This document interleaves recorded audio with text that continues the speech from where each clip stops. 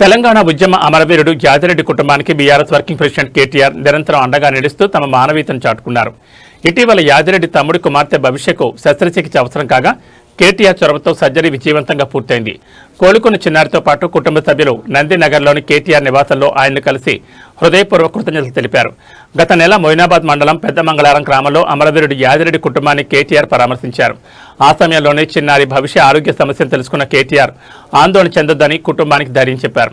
Party తరపున మెరుగైన వైద్య చికిత్స అందించేలా తక్షణ చర్యలు తీసుకోవాలని ఆదేశించారు. ఇచ్చిన మాట కట్టుబడి చిన్నారికి విజయవంతంగా చికిత్స చేయించడంతో కుటుంబ సభ్యులు ఆనందం వ్యక్తం చేశారు.